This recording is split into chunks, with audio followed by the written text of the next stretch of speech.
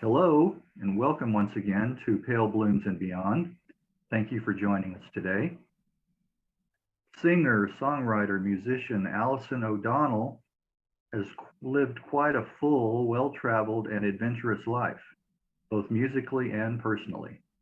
Born in Dublin, Alison co-formed the folk rock band Mellow Candle while just a teen. After the band split up in 1973, Alison Bools, birthname, and guitarist Dave Williams relocated to Johannesburg, South Africa. While in South Africa, the duo formed a band and released an album. Alison also did some work as a session singer, performed in musical revues, and appeared with various musical groups. In 1986, Alison moved to London. Then came the resurgence of interest in Mellow Candle. A remastered version of Swaddling Songs was issued. Come 1997, and a move to Brussels to work with jazz and folk musicians. Alison finally returned to Ireland in 2001. Since that time, she has worked with many other musicians in the folk and folk psych arena. Alison has recorded several solo albums as well, and we'll be sure and talk about her latest release. Well, welcome, Alison. Hello, and thanks very much, Greg, for having me. From a Sure. chilly Dublin to you in Dallas. Sure. Nice to see you face to face. Um, Indeed. well, talk a little bit about your childhood, your upbringing. Well, it was very free and easy because in those days, we weren't worried about people hiding in bushes and doing horrible things. So, I grew up with an island as a view. And every day I'd look out and there was this beautiful island. There was a park in front, park behind. So I was able to roam all over the place with my friends. And I was very, very fit youngster. And we used to stay out till 9, 10 o'clock at night, even pre-teens. It was pretty safe in those days. You couldn't do that anymore. So I really roamed around a lot and climbed, did dangerous, a lot of risky things, climbed up drain pipes into deserted buildings and climbed trees. And I did a lot of very risky things, which I hoped my child wouldn't do. And luckily enough, she never did. She didn't follow after me in any of those respects. And, she was a totally different person. And then, of course, I became, in my teens, a hippie. Uh-huh, uh-huh. Yeah, like you said back then, I mean, everyone left their doors unlocked and all that. Yeah, It was just a safer place, a different time for sure. very different time. Yeah. Well, were either of your parents musically inclined? My father used to play flute, but the thing is that my mother's generation, on my mother's side, her brother and sisters, and later on we discovered a whole lot of other family. Um, there wasn't any music there except obviously an enjoyment of music. But the previous generation, my mother's father and her two uncles, were very, very famous in the 20s, 30s, and 40s in military music. Hmm. And they had gone from Ireland, their father from Ireland in 1867, and they'd gone all over the world, Canada, India. They'd all emigrated to Britain as well. And they were a very musical family. Those three brothers became directors of the BBC military band, the director of the, various orchestras in the military, various across the military, Royal Marines, RAF, the Central Band, which was did a tour of America in 1945. Was at the Potsdam Conference and everything. Was my great uncle, Hmm. and so there was a huge amount of music because their father had been a band boy when he joined the army at the age of 14, illegally, I suppose, in Ireland to get away out of Ireland post famine, and they were all musicians, so they followed that tradition. And there was a lot of music in that generation and none in the next. So Hmm. then I came along in my generation, and I'm kind of I've got those three brothers and their music, and one of their wives who was a singer, I've got all of that on my shoulders, which I feel, and it's not a burden or a weight, it's a joy. Right, right. So it kind of skipped a generation. Yes. Yeah, interesting, interesting. Um, do you remember as a child, was there music? Did you hear music in the household? Yeah, but not any more than any other household. I developed my love of music at school with Okay. Clodagh, the other co-founder of Mellow Candle.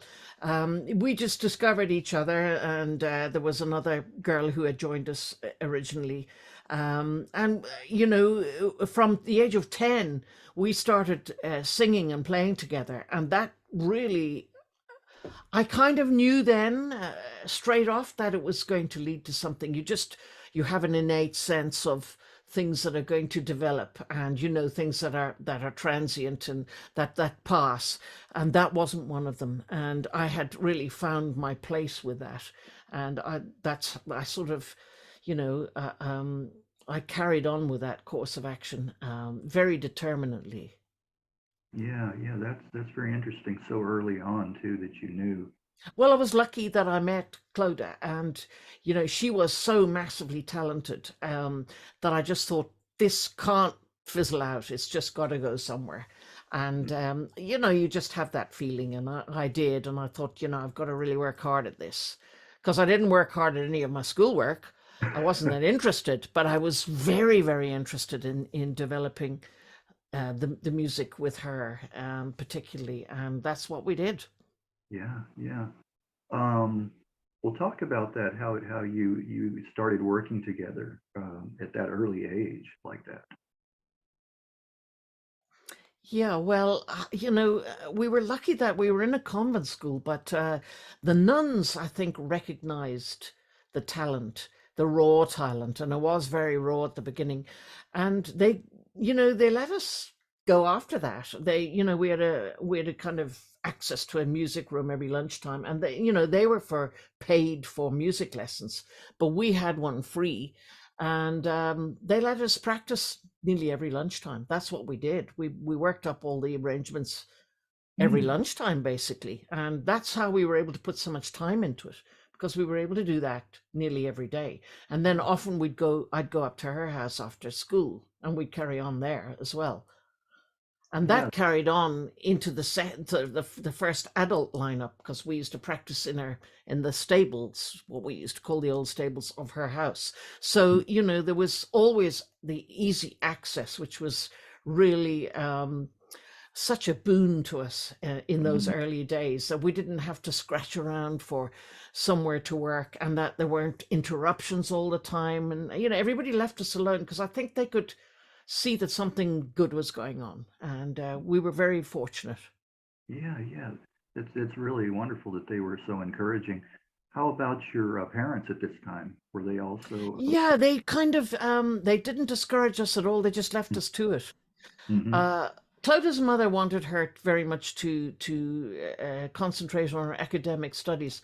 I think my mother realized that I was probably going to not bother, and just she was going to have to find another way with me, because later on, when I was 17, I went to art school for a while, and then I did a secretarial course at her bidding. But it was only, she said, to fall back on something. So I think, yeah, generally they were very supportive. My father, was quite supportive. He was away a lot, but he was supportive from very a young age.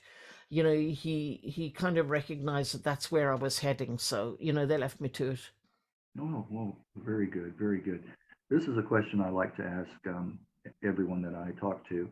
Can you recall either the first single or the first album that you got or that someone bought for you? Well, I know one of the first ones was Otis Redding's Dock of the Bay. Ah, okay. But I think the first single I ever bought was I'll Follow the Sun by Del Shannon. Mm-hmm. That's a That nice might one. have been it. Uh-huh. Well, well, those are admirable. I must say. One of the reasons I ask that is it's sometimes turns out embarrassing. You know, Yeah, no, we Claude and I listened to a lot of soul and mm, Motown in the beginning, as well as kind of the better pop, British pop mainly, but we listened to a lot of American Motown and soul, and we loved that. Yeah, the Supremes and Carpenters, and Oh, all of that. well, yeah, that was one of my questions, early influences like that. So, Yeah. yeah, yeah. We'll talk about how Dalkey Island inspired your songwriting early on. Well, that was the island I looked out on every day and in the evening, and it's a beautiful island. It's very, very small, but it's got a number of very recognizable landmarks on it, Mhm. and it's used on a lot of picture postcards.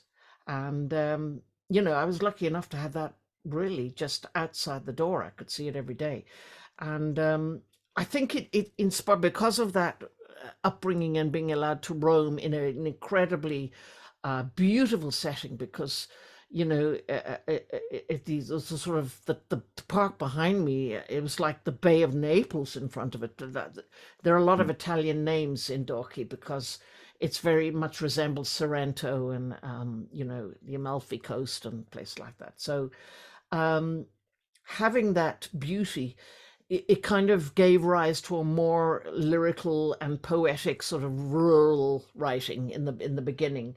One of my first songs was really about um, what it would be like to be a seabird and fly over that sort of terrain and over the sea and everything. And it was all influenced by what I was looking at scenically every day. Mhm. Your immediate environment like that. Yeah. That sounds beautiful. I've probably seen pictures of that. I'm sure I have. Yeah, it's really it's just very, very beautiful. And you can see it from a number of different points. The park behind us, a very high point, and the park in front of where we used to live goes right down to the sea. So there were a number of kind of points that you could survey all of this beauty. So it was really and it didn't, even as a child, you take your surroundings for granted, but I never really did. I knew they were always going to inspire me in some way. Hmm. Well, yeah, I mean, especially those kinds of surroundings, that environment. I mean, I mean, here, kids don't hang out and play in the gorse and roll around tunnels and things and say, "Wow, isn't this place fantastically beautiful?" But you know what I mean. We have that right. we have that sense that that beauty is always there in our heads. We just don't talk about it. Well, they're growing up in Dallas. There's not much inspiration from the environment. It's just flat. That's all it is around here. Yeah, So yeah. we don't get that kind of feeling. Yeah, I mean it's really a bonus, and I was very, very fortunate that I had such magnificence on my doorstep. Mhm. Well, talk about when you went through confirmation at church, you took the name Cecilia. Yes, Who, for who very obvious reasons. right? Who is Saint Cecilia? Well, she's a patron saint of music. Okay. That's why I took the name, because I didn't fancy the whole confirmation name thing, and most of the names were not that nice. But I came to Cecilia. I thought, well, she's a patron saint of music. I think I can live with that. Well, I think it's followed you throughout your career. Yeah, it nestles there, and it's never asked for on any legal documents, but I always know it's there. Yes. Well, let's talk a little bit about how old were you when you co-founded Mellow Candle? Well, we were first of all we were the gate crashers when we were about 10, but then I don't know how long after. Certainly by 12 we were Mellow Candle, and or 12 or 13 or so, and that's when we became that first incarnation of Mellow Candle were the three girls, and they made the single in 1968. And then when we were sort of 17, we went on for the first adult version, where there were four of us, two men and two women. And then the third incarnation, the final one, we were five with a drummer. So there were three sort of versions of Mellow Candle. Okay. Speaking of that first single, Feeling High, can you recall the recording session?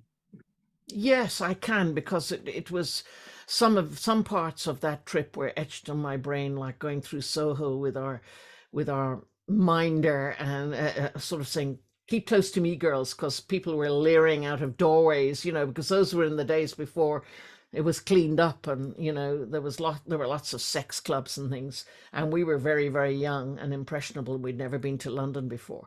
And then, you go into a studio with a 22-piece orchestra and the breakaways who were on Mm, a high platform above us. And we were around one mic. And the breakaways were like Cliff Richard's backing group, and they'd backed Cilla Black on Alfie. And, mm. they were really famous and terrific session singers. And we were just young girls. At the start of our career, very unformed. Our voices were still very young. We hadn't had any lessons by then in voice training or anything. So, we were overawed to say the least, but it was very exciting.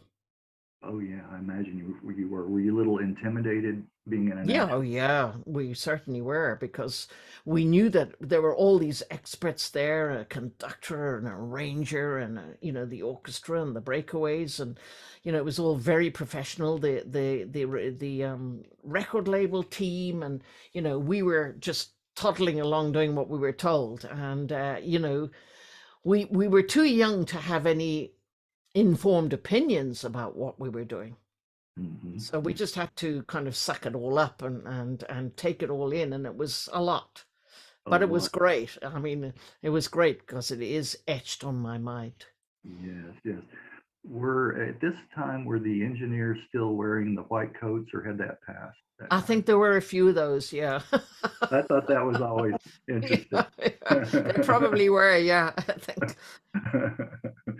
um, well, talk a little bit about how Thin Lizzy's manager became your manager. Yeah, I just think that Dave, and when he joined, having an older male and, then Pat joined on bass, we kind of had to grow up quite quickly in terms of our arrangements and the way we looked at the career of the band. Even though, as two young girls, we were still very, very young.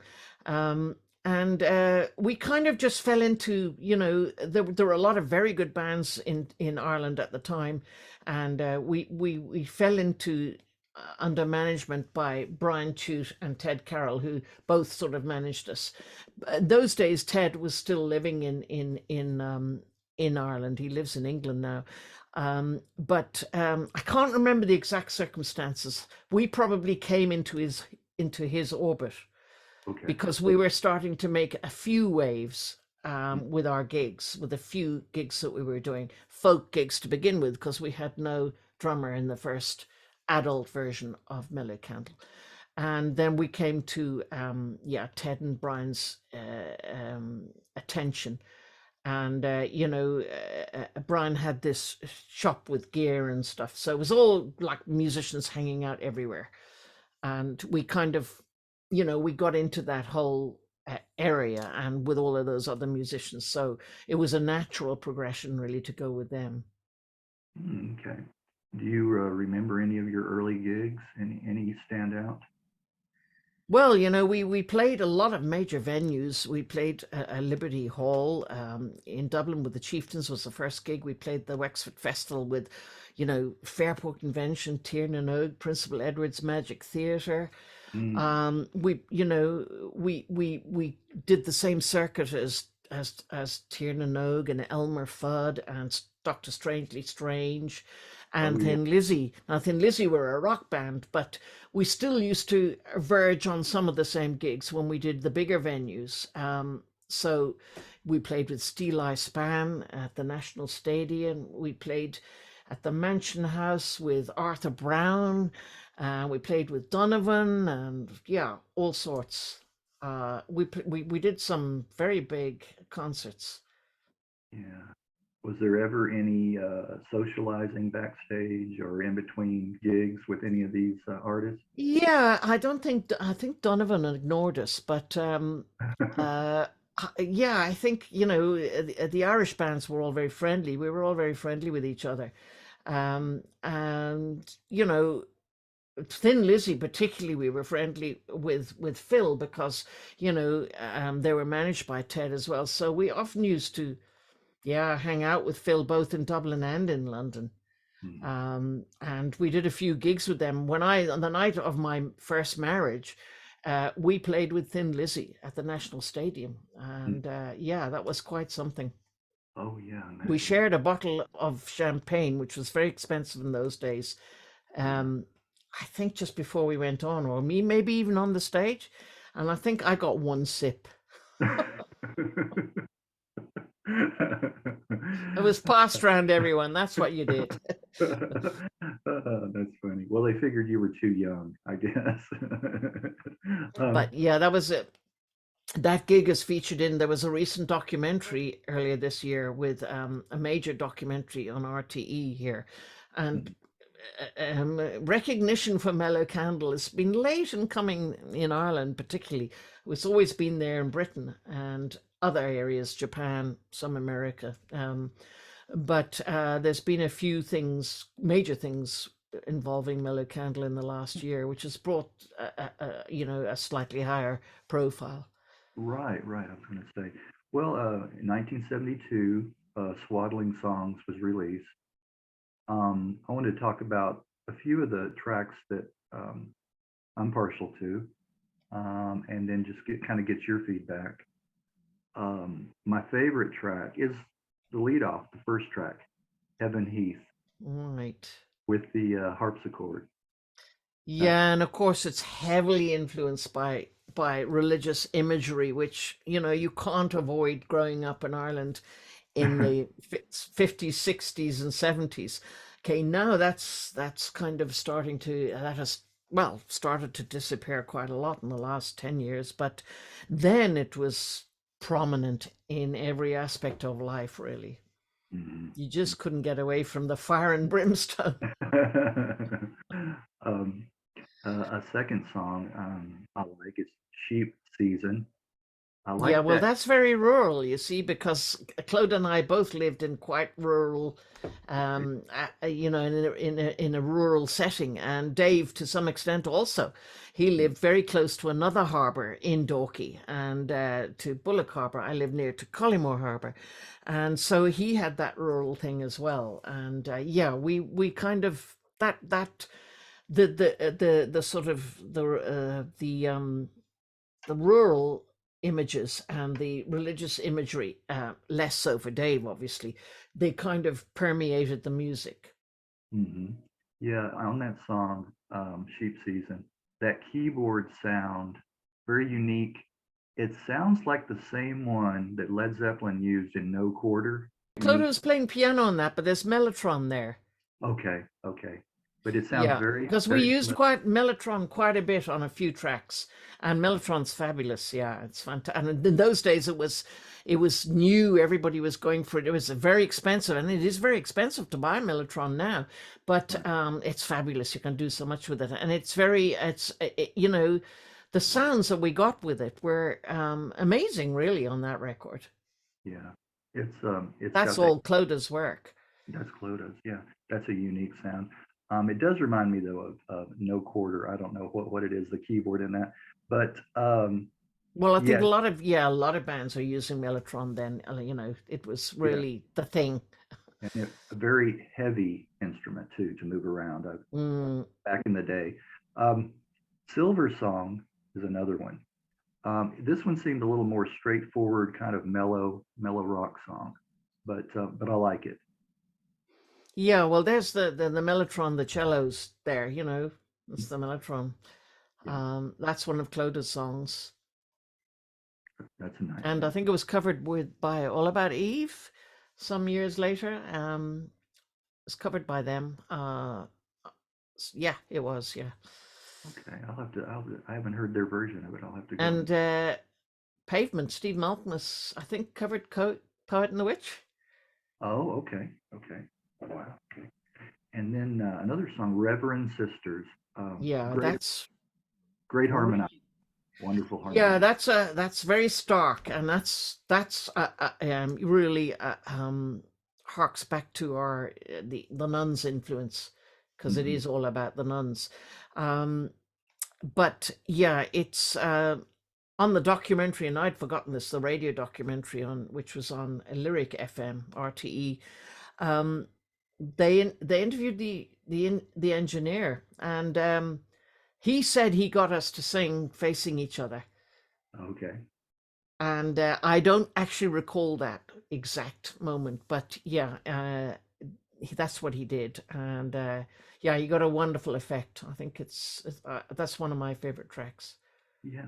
If I didn't know any better that it was two people, it almost sounds like your vocals were double tracked on that No, song. it's just Claude and I. Yeah, yeah, yeah. Yeah, I that's knew it. that. Yeah, yeah. Um, and then the last track uh, that I like is "Vile Excesses." Uh, Yeah, that was written by Dave and Willie, the drummer. uh-huh. It's a little Um, more, it's a little more jazz oriented. Yeah, yeah. Well, it's Willie's influence there, and he was a wonderful drummer and percussionist, and so Mhm. it's got a lot of maracas in the back and everything. Yeah, it's really cool. Yeah, Yeah, it's a and my vocals are in parts double tracked there. okay on that track. Okay. Yeah, Um, with Mellow Candle. Oh, we talked about this earlier. You playing with Donovan, and you also played with Genesis yeah, at one point too. and yeah, in when we were in England, Okay, we went okay. up to Northumberland and Durham, and I think was in Durham University maybe. We played with them. Okay, okay. Well, what was the We three were day? all sick coming home from that trip because Were- well, none of us drank in those days. We didn't really drink alcohol at all, but the caterers were packing up after that before we were about to all go home, and they left the back of their van open with all these bottles of gin, whiskey, and rum and everything. So I think the lads nicked about 3 bottles at the back and took them into our. We drank them on the way back, but the thing is, coupled with a horrible sort of gastroenteritis, which most of us got, and which Frank, the bass player, got actually on that trip home. So it was very unpleasant.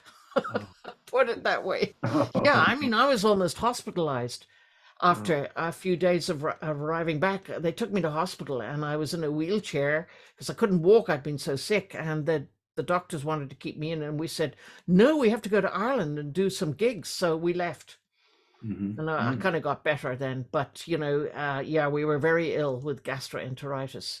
I think oh, all but one of us got it. wow. Okay. You're like Not helped by the amount of alcohol that we right, right. consumed on the way home on that trip. I was gonna For say. people who didn't drink, it wasn't a good idea. I'm not a fan of those. I really hate whiskey, so I don't know if I drank any whiskey. I must have drunk something though. But yeah, it wasn't a good idea. Wow. Well, you guys paid for it later on for sure. Yeah, we did. Yeah. Uh, um, well, what was the 3 day week in 1973 and 74? Explain that. Well, that was when in Britain, when it with all these strikes, it was like just a massive strikes, and people were working a 3-day week because that's just, and the rubbish bins weren't being collected. It was really an awful time, and Dave and I were. This was after an acrimonious breakup of the band, and we were on our way to Ireland, but we had nowhere to live for a few days. And I can just remember one of those days, we stayed with a friend who had just a sofa, I think. And I think we had to sleep on the sofa with newspapers over us Mhm. to try and keep warm. It was winter, I think. And it was just incredibly miserable. Yeah, it was horrible. It was a very, very bad time for us. The demise of the band, and shortly after, it wasn't a good time at all. We were all Mm. very traumatized. Yeah, I imagine. I imagine so. Dave and I went to South Africa the next year, and Clodagh and Willie went to America.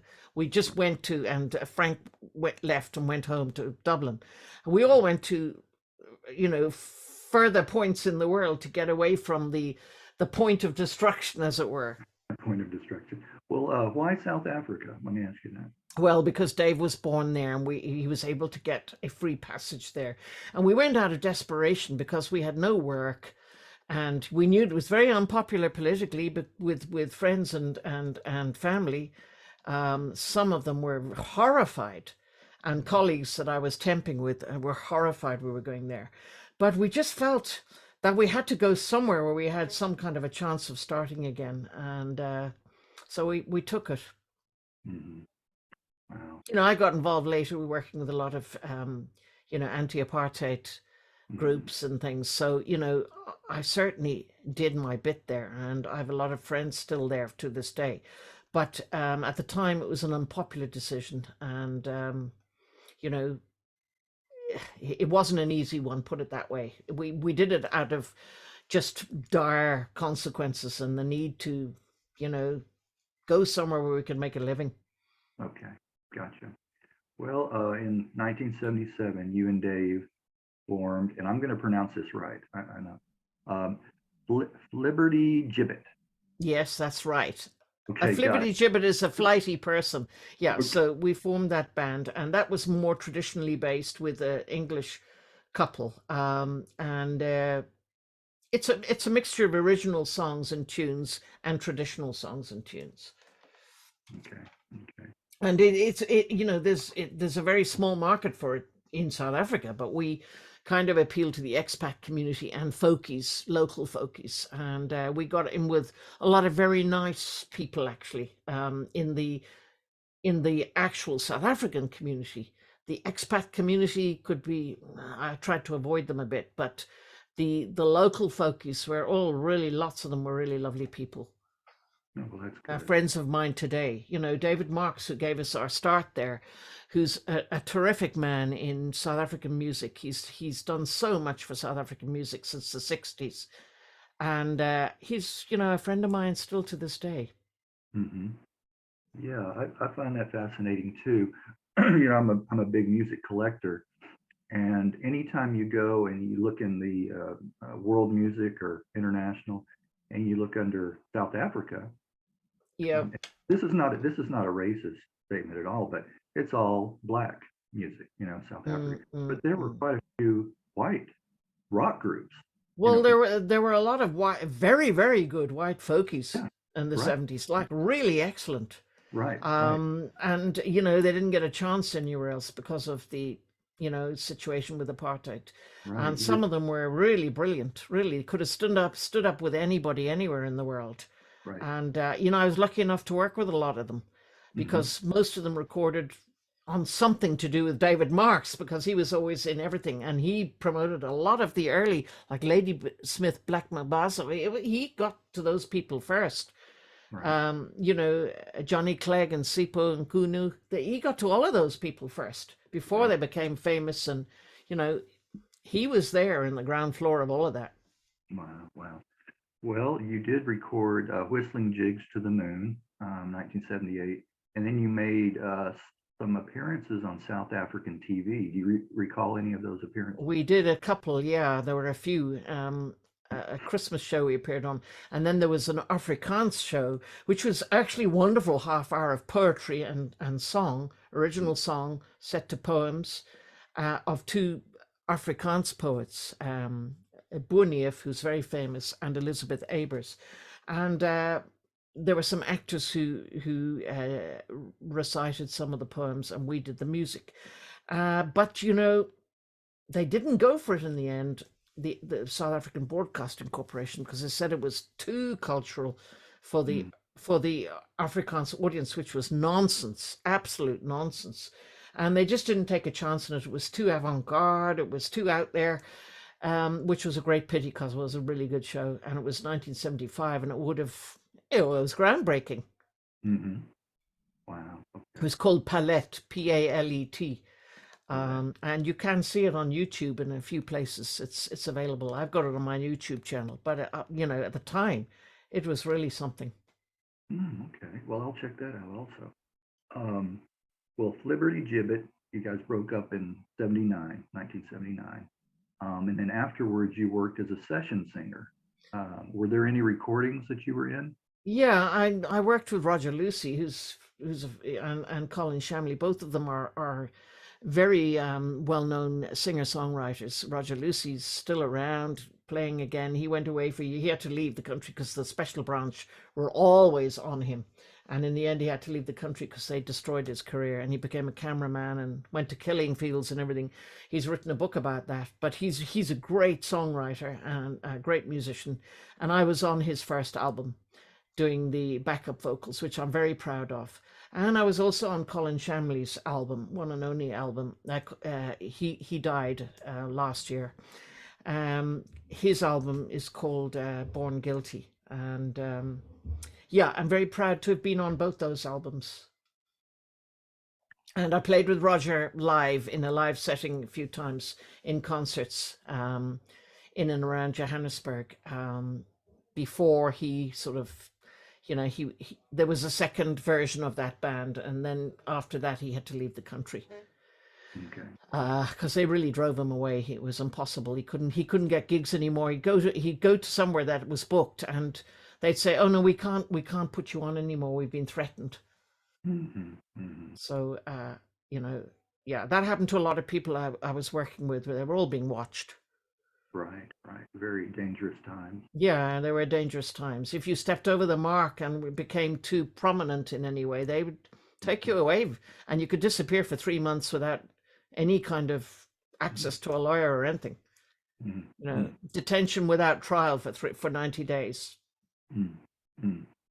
Not Well, nice. not nice. Um, you joined the musical I'm Getting My Act Together and Taking It on the Road. What was that experience like? Well, the Lindbergs who ran that, Desmond Lindberg, were very experienced in that field, and they were actors and musicians and troubadours, really, had been for a long time, and they staged that musical and other things, and I took over for somebody who had to leave. And I did it really just to get a bit of stagecraft experience and acting experience. I'm no actor, but I did it to get experience like I did the session work in other fields. Because I did, for a year I did, I did an album with Terry Dempsey, who wrote Daydreamer, and he put a band together, and I did that for the vocal experience in the studio. So the musical was the same. We toured it for 3 months, and it was very, very useful experience. I was later able to use it in a series of reviews, and then develop later on better stagecraft in delivering a song. Okay, so that helped you out there. Yeah, it was really useful because it was kind of a free training, and I used everything I'd learned in my own music. Then I used it to kind of just put to put songs across in a better way. Because when I was in Mellow Candle, Ted used to say to me sometimes, "Don't just stand there with your hands on your hips. You look like a fishwife." And, I took that on board and thought, yeah, I've got to develop some kind of movement and delivery that's better than that. Yeah, stage presence. Yeah, right. Um, you mentioned a little earlier about how the dangerous times. You worked the door, let me see if I pronounce this one right, for Club Le Chaim? L'chaim, yeah, it means life, and yeah, it's was a Jewish Yeah, friend of mine who ran it, because at the time there are a lot of Jews in South Africa, and I was friendly with a lot of them, right. and L'chaim means life, so that was the club, and a lot of great musicians, Roger Lucy and all of those people, and then a lot of black bands, Sakili, bands like that became very well known after they played there, and there was always a special branch person in there as well, checking everything out that we weren't, stepping over the mark, and because it was he was putting on black bands, which was not a popular move with the authorities. Right. That's what I was going to ask you. Did you ever run into any trouble? Yeah, I was in a club once that and it was raided, and I was taken to John Foster Square. Mm. And John Foster Square was notorious. People used to fall out of the top windows. They hadn't fallen at all; they were pushed. Right. And it was, you were nervous when you went there, and I think I was fingerprinted, but they let me go. Mm-hmm. Mm-hmm. It was just like, here's a warning to you. Right. Right. I can't imagine. Yeah, it was a bit scary, I must say, but they let me go. No explanation, no apology. Just go. You can go now. I skedaddled off very quickly. Right. Well, fast forward a little bit to 1986, you moved to London. When did you start to notice a resurgence of interest in Mellow Candle? In about 94 or 5, and then I heard later on that there'd been a bit of a resurgence in places like Philadelphia in the late 80s. They were passing around cassette of the Mm, album. Yeah, and so I was approached to do the kind of what I call the outtakes album, but it's like the demos and unreleased material in 95 or 6 or whatever, Virgin Prophet. And yeah, that's when it all started to come back slowly, and then it grew and grew and grew over the years. And there's been all the time these reissues and, you know, record store day releases in other countries. There's been bootlegs, you name it. It's all been all over the place. And this last year or so, there's been a Twitter party. John Peel's son, Tom Ravenscroft, did a piece. There's been this major radio documentary on RTE. So there's been a lot of resurgence in Mellow Candle. There's still a lot of interest. I think a yeah. lot of young musicians in the 90s were influenced by bands like Mellow Candle, a lot of the folk, particularly the British folk musicians, and some of the American ones too. Hmm. Yeah. People like Espers and the Owl Service and all Oh, sorts of folk bands. Yeah. I think so. I think you're right. And of course, a lot of the tracks were appeared on various artist compilations too, Yeah. which helped, for sure. Yeah, because because we were a band that was recorded well, showed great promise, and were taken on by a major label that had very good bands. But the thing is that there was no PR follow up, and we to this day can't understand that. So we kind of missed the boat totally, because if there'd been a proper PR follow up, um, you know, we would have fared better.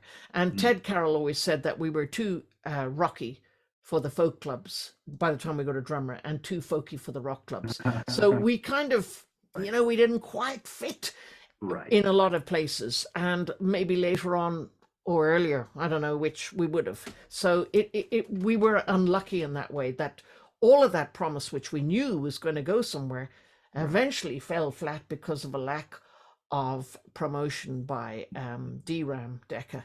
And, that led to everything that happened after. And I think people realized that it was obscure. And so, when people find something that's really good but obscure, they latch onto it.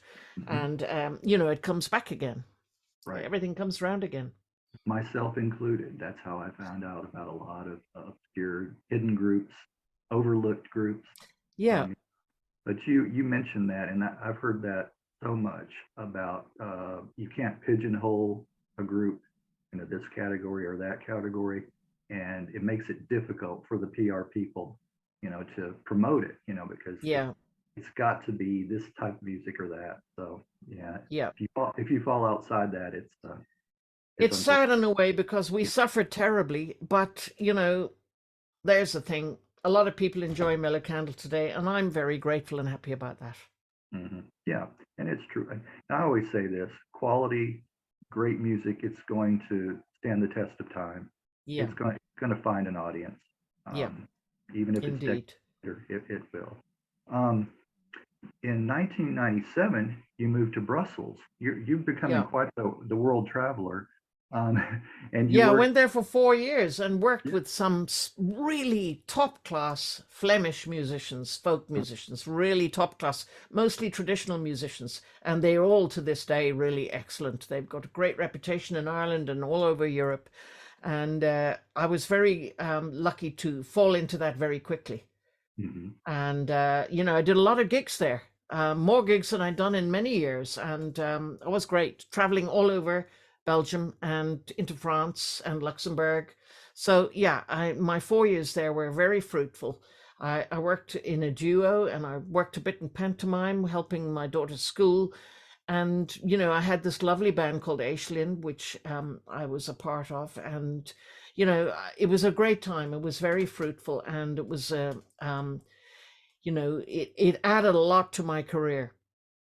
Right. And you also gave voice coaching lessons while you were Yeah, there. I did to a few of younger children in my daughter's international school, which was also interesting for me, to do something different. I always like a challenge and I like to do different things. And when people bring to me, because I've done a lot of collaborations in the last 10 years, particularly lots and lots, Oh, if it's something different, I think, yeah, I can do that. I want to do that. So I do yeah. it.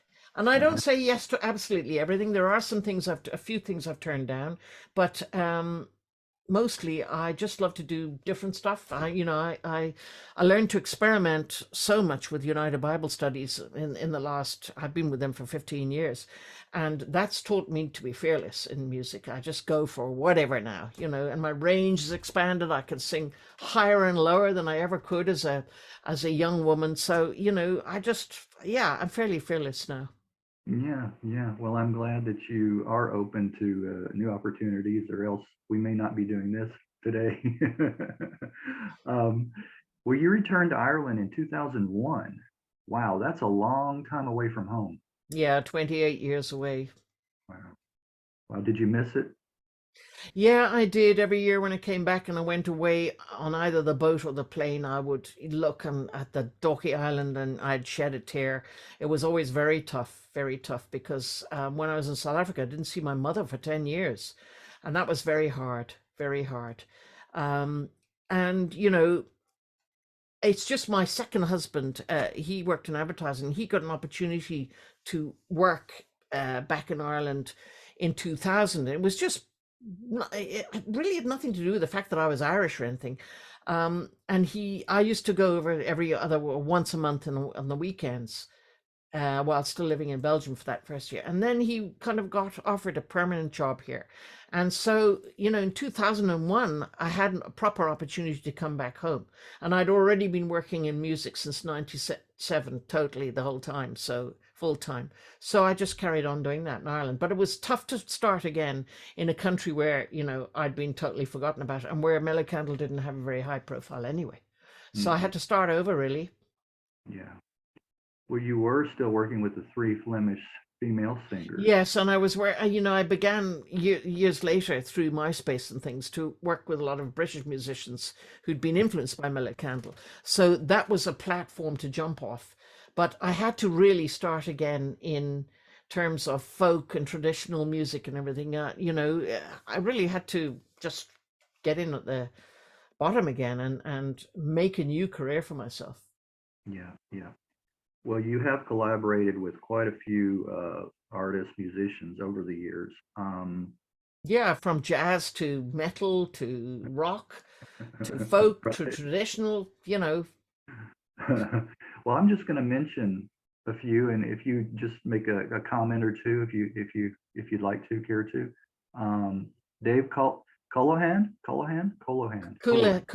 Yeah, well, he's Colohan. United Bible Studies. He's a Yeah. co-founder. He's Okay. one of my main musical partners and has been for a very long time. Okay. We work together all the time, and we go out as United Bible Studies with a number of other people, but he and I have been involved together in music for a very long time. He was also on. He's been on the last three or all of my solo albums, I think, all four of them, yeah. And United Bible Studies is very prolific in its output, and we've made a lot of music together. Yeah, he's got a fine musical mind, and he does lots of different things. And he lives in the same country as me, not in the same county, but we do a lot of work together. Yeah, we're very good friends. Okay. Well, that's good. Mr. Pine. That's Canadian psych folk band. Yeah, that's Kevin Scott. And he's a wonderful classical pianist. He plays, organ, piano, harpsichord, marvelous musician. And yeah, I wanted to do an album where his instrument was really present the whole time. I'd always wanted to do that, and on my album Exotic Masks and Sensible Shoes, that's what he is. He's all the way through that. I think there's only one track he's not playing on. Okay. Very fine musician. Okay. And then the Field Mouse Conspiracy. Yeah, that's Colin Harper, who plays guitar. He lives in Belfast. He's a Mellow Candle from way back. He wrote something about Mellow Candle back in '95, when early days of Resurgence, and it's a rock track, Aztec Energy, which I did for as a compilation for his album back in some years ago. And yeah, he's I did one of my recent album. I did 3 little launches, and one of them was in Belfast, and he came along to that. So you know it's good to see old friends. Oh yeah, yeah, I'm sure it is. Now you mentioned this, your broad range of music that you were involved in. Doom metal band Cathedral. Now, how did you get involved with that? Well, Lee Dorian's a Mellow Candle fan, Okay. Oh, okay. and also he's a Liberty Gibbet fan. Oh, both. Okay. And that's that connection between metal and folk, or it's there. It's Led Zeppelin, Sandy Denny. It's there, that connection. And Lee Dorian is a fan of both bands. He put out the box set, you know, um, some years ago, and he did that on his Rise Above label. Half of the band of Cathedral are Mellow Candle and Flippity Gibbet fans, and the other half aren't, especially not Flippity Gibbet, because they came over here on one of their farewell tours, and they played at the Academy in Dublin, and I got up with them for 3 songs. It's the loudest stage I've ever been on in my life, but it was a blast. Oh, okay. that's that's different. I mean, for sure. But I can Yeah, understand him being a fan of yours. All right, and then a big band in the folk arena, the Owl Service with Stephen Collins. yeah, Yeah, yeah. yeah. And they went away for a while last few years, and they've come back big time. So I've been associated with Stephen since about 2008, and we have an EP together, The Fabric of Folk, which is one of my best records, I think, and I'm very proud of that. It's a lovely EP, and I'm going to play in Southend-on-Sea on the 17th of December with the Owl Service. I'm doing a half-hour set Hmm. with Stephen playing with me for my new from my new album, and then I'm going to do a couple of songs with them as part of their set, because they've started doing gigs again and making records again, and which is great because Stephen's a great guy, and he's a force to be reckoned with, and he manages to draw a lot of very interesting people into his work. So I'm really delighted to be working with them again. Okay. What was that date again? I think it's the 17th of December in Southend Okay. Okay. on Sea at a place called 21. Yeah, I'm looking forward to that. And we're gonna we he's got chord charts, so we're gonna have a rehearsal together, just one, and then we'll go out and do it, which Go is out and great. That's the way I do like to work like that. okay. Because I Okay. can sing the songs from my new album. It's the most accessible album I've made in years. I can sing them unaccompanied or with 1 or 2 or 3 or 4 musicians. There's all kinds of possibilities there because they're very accessible. They're more in the tradition. They're more like traditional songs, but they're all original. So they're easier for people to latch onto. Right. Right. What about Circulus? Michael Tiak? Is it Tiak? I, Kayak, yeah. right. Yeah, I played at a festival years ago called Hunter's Moon in Leitrim, uh, and Circulus played there, and I've known Michael for quite a long time as well. He's a Mellow Candle fan, and he collaborated with me on one of my tracks on Hey Hey Hippie Witch, which was the first of my solo albums. So yeah, there's a connection going back there as well. Okay. and Head South by Weaving. Yeah, that's another of my collabs. That's Graham Lockett, who is also a part of United Bible Studies. He's been an on-off member for for a good few years now. And he and I have made two albums together, which I'm very proud of. The second one didn't get onto a label. It's available digitally from my and his Bandcamp. But I love both of the albums. The first one, The Execution of Frederick Baker, and the second one is Five Forests. Love both those albums. He's a very talented musician. He did a lot of the work on those albums, mixing. He did a lot of the instrumentation, and yeah, very very proud of those two albums. They're kind of a folk rock. Okay. And Big Dwarf. This is not Yeah, a big genre, I'm sure. Electronic psych. yeah, and yeah, that was fun to do as well. I was able to make up something to go in on one track, and I had a bit of a free hand, so yeah, that turned out very well. Very happy with that. Yeah. And then finally, Firefay. Yeah, Firefay is another London-based band run by Adam Bileski and uh, a number of other people. His wife Carol, she's also involved, and she's also a wonderful painter. And he plays with the Scorpios as well, which is a Sudan-based band. So I've been involved. Adam also contacted me many years ago through MySpace, and we've done two albums together. Second of which also didn't go onto a label, but it's very nice. They're all on my Bandcamp, both albums. The first one was vinyl and CD, and the one with Head South by Weaving, the first one was also vinyl and CD, and yeah. I love all that work. They're all a delight to work with, all of those people. I get on so well with all of them. Okay. Well, I don't want to, we won't have time actually to go through all of your releases, but you might highlight those that you're most proud of and a little history behind them. Well, obviously, Swaddling Songs, and all of the history that goes with that, and because it's such a massive part of my life and always will be. And,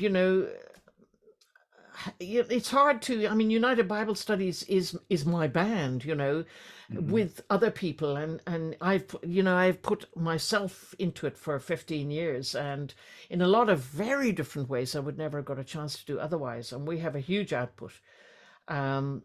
So it's very close to my heart, and my other collabs, or the people I've just mentioned, you're all good friends of mine.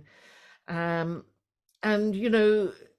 Isabel Nikaran, who I did an album with in 2006, Misha Agzisha, she's very dear to my heart because she's still a good friend. And, that album was, we had her tunes, my songs. A lot of it is very traditional sounding.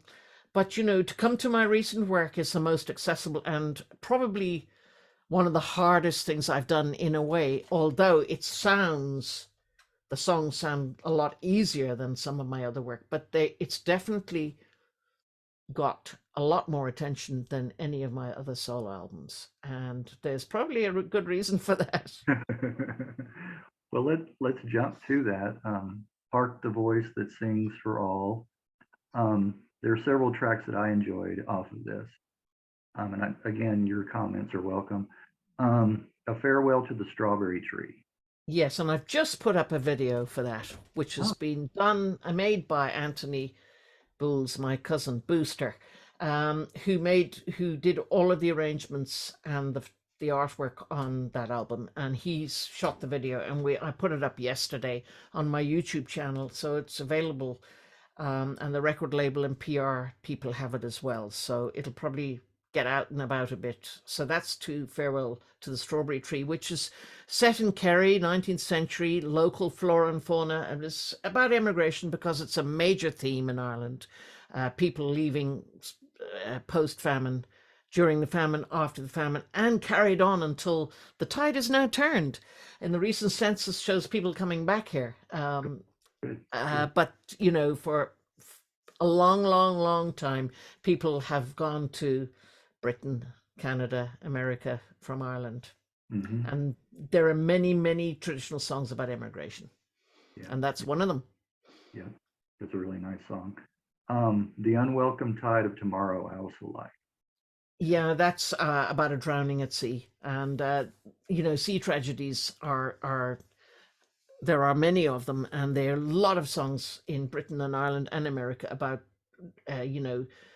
people left behind on the shore and their loved ones have drowned at sea. They leave behind all their sweethearts and wives and brothers and sisters, etc.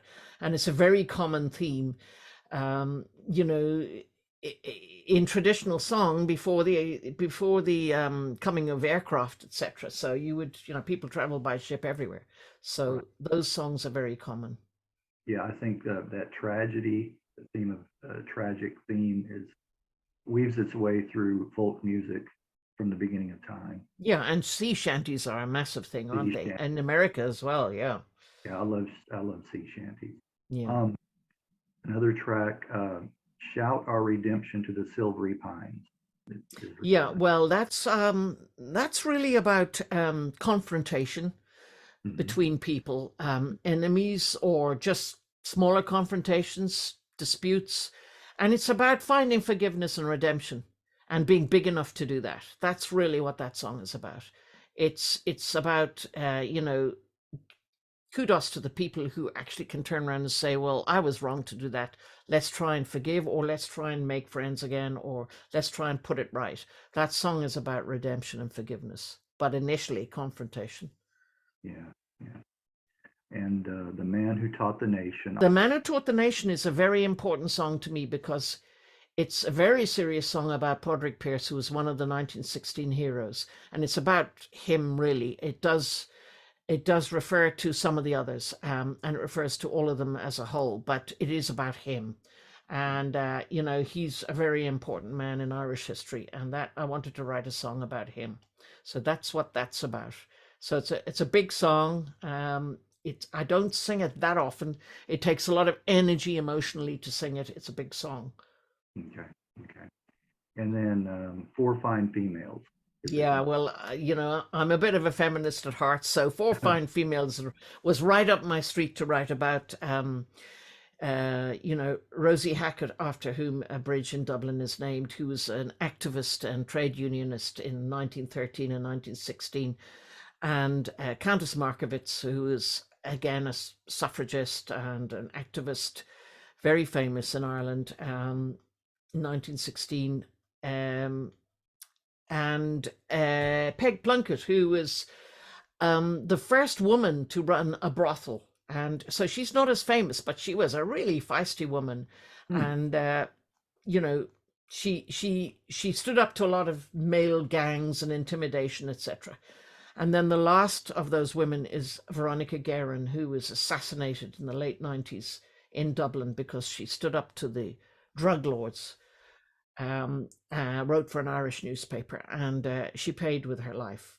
She was hmm, assassinated in her car. She was shot by two men on a motorcycle. hmm. Well, that's a nice tribute. That song. So those, women. I like to write about women. On my last album, there's a song about Nazanin Zaghari Ratcliffe, who endured a terrible time, unfairly imprisoned in Iran, and those kind of things I feel very deeply. They're very important to me. Hmm, okay. That women are treated well, and in a lot of parts of the world they're not. Right. Right. Yes. Exactly. Today, same story. You're right. Yeah, yeah, it's the same story still in a lot of places. You're right. Well, talk a little bit about your interest in genealogy. What have you discovered? Well, I discovered that, looking for my maternal grandmother's roots in '96, because I had a baby book and there was nothing on her side. There were just a few names. And my mother said, well, we don't know anything about them. And when I went looking for a birth certificate, I spent 6 months looking for it. And it wasn't where I thought it would be. And when I finally trawled through other possibilities, other years, etc., um, I found her marriage certificate. Still didn't find the birth certificate. And that was absolutely full of fictitious semi-facts. And it took a few years. It took about 4 years, 3 or 4 years, until I found her on a ship traveling back from China, and she wasn't who she said she'd been all along, born in a completely different year, had a husband who she'd had to leave. He was half Chinese. And that's all on my website, that story in the genealogy section. It's a lot to talk about, but it led to a TV program in Britain, and it led to a second family who were descended from her first two children that we as a second family knew nothing about. Okay. Yeah, that's always It's a fascinating. very, very interesting story. She was the singer, Hmm. and she got together with my grandfather, who was the conductor and one of those famous conductors composers, but he didn't know either, and Oh, he never knew. He went to his grave not knowing, and I only found out in 2000 who she actually was, and it was really a revelation because I showed my mother the details on the ship passenger list, and she said, "No, that can't be her." Age was different. She was traveling with a child, and it was just the people who she was traveling to, that we didn't know their names, but that was her real birth name, and it was just fascinating, the whole thing. wow. A big cover up. Yeah. So there's a documentary, and I think that's also on my YouTube channel, Family Ties, Mother Hmm. of Pearl. That's also somewhere on my YouTube channel. Okay. Well, I'll check that out, and hopefully some of the viewers will check that out too.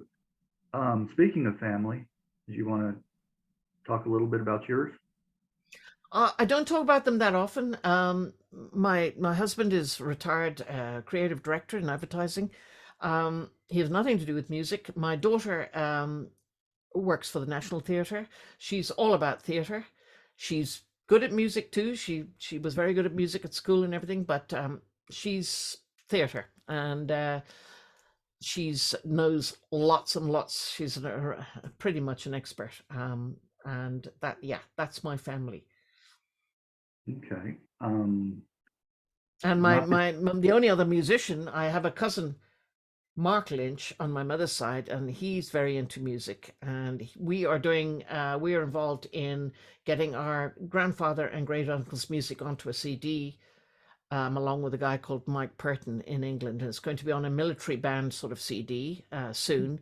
Getting on a lot of more of their Irish music, which was all unpublished. And Mark is very involved with that. And then on my father's side, there's Anthony Bools, Booster, who is a jobbing musician, a very good musician, has had bands over the years that have done very well. And he does a lot of musical work here. He plays in sessions, the pub crawl, lots of things. And he did that whole album with me. His commitment to that was massive. And that's how I was able to get it done so well, was really because of his massive input. And it's a collaborative project. right, right. Well, not that you have any extra time, but do you have other interests outside of music? Well, I like watching good TV dramas. I watch plays um, on screen mostly, and but music is it's all encompassing for me, really. It's my life. and Hmm. and even when I didn't do it for some years, dropped out for 10 years, it was always there at the back of my mind, which is why when I came back into it in 96 or 7, and I started coming back into it after 10 years of raising a child and living in the rat race in London, I was so driven, and that drive has really stayed with me, because I think if you hold back from something for a long time, you know it just comes out in a gush. Right, right. I can understand that. I definitely can relate to that. I think I'm not a musician, but if you have that spirit within Yeah, it's you, a river that just hasn't run dry, and my voice has just got more able, I suppose, although it drops from when you're very young slightly. The tone is a bit coarser, but I sing a lot. I do a lot of zooming, and I have a session every week, and I go to another um Angolan, which is a singers club here, every most Fridays, and so I'm singing a lot. And then mhm, I have the other gigs with United Bible Studies and some of my own, etc. So it's always there, and you have to keep going as you get older, and I'm getting older and older all the time. But if you can keep your voice more elastic if you keep exercising it. Keep exercising it. I was going to ask you too. Do you drink anything, take anything for your voice? No, I don't really do anything special. I just don't. If I'm doing something important, I don't do dairy on that day, and I don't really drink much alcohol on that day. I don't drink much alcohol anyway, really, because I have very severe arthritis, so it kind of clashes with the medication a bit. I haven't smoked for 34, nearly 35 years. And yeah, I look after my voice. I try to get enough sleep. I'm not the best sleeper, but I try to get enough sleep because sleep's very important for the voice. And I just try to look after it and sing as much as I can because that's what really keeps it in shape. Right, right. But I Yeah. don't drink, I drink a lot of water. That's about Mhm. it, really. Yeah, yeah.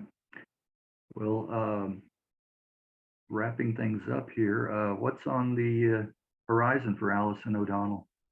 Well, the gig in Southend, and I hope it'll lead to more because I'm able to do more gigs with this material. As I said, I could do it with any number of guitar players or other musicians, or unaccompanied, as I did two of my launches were unaccompanied singing. And I want to do more of that. I'm probably going to with United Bible Studies over to England or Wales early next year to do some gigs with them. And we're still making albums together. Um, and whatever else. Yeah, I don't know. I had 5 projects about 6 or 7 years ago to do, and I've done them all. So I've got to think now where I'm going with a major project, and I have to think about that carefully. Mhm. Gotcha. All right, all right. Well, can you think of anything else you'd like to add, Allison? No, but I'd be delighted if more people in America bought my new album. It's available from the record label in England, but it's also available from me on my Bandcamp, both physical and in CD and digitally. And maybe it's not a dead set yet, but we hope that for Record Store Day next year, which Mhm. I think is usually in April, that there might be a vinyl version of it, which I'm really looking forward to. Oh, okay. Because All a right. lot of people do like vinyl, and I'd love there to be a vinyl version of it. And I think the artwork and everything it lends itself perfectly to that. Right, right. Yeah, there has been that resurgence in vinyl for sure. Yeah, I mean Okay. the majors take up they sit on the queues for all of their artists, and they put them up in shows because it looks big and it looks good. Who's Right. buying that? What pop fans are buying the vinyl? I don't know, Uh, but the majors have put all the little independents have to wait in the queue now, whereas the mm, little independents have been doing vinyl all the way through.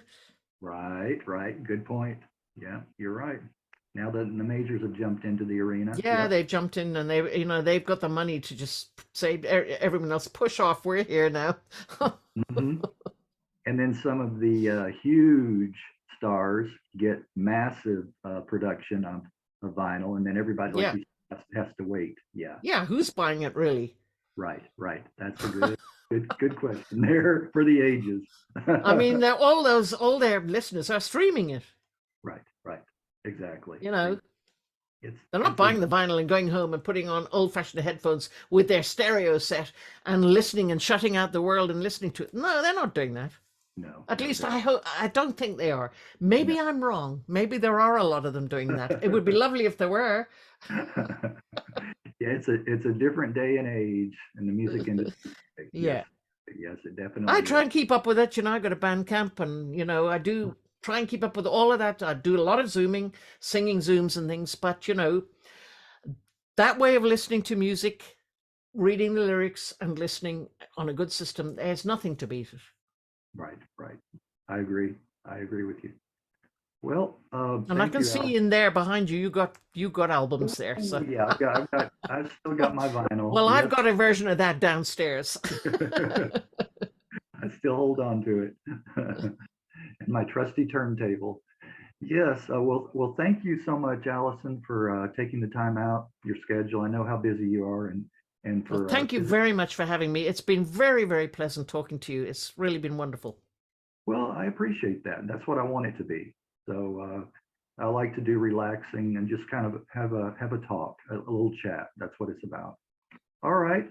Well, thank you, Allison, and continued success to you and all that you do and all that life brings you. All right.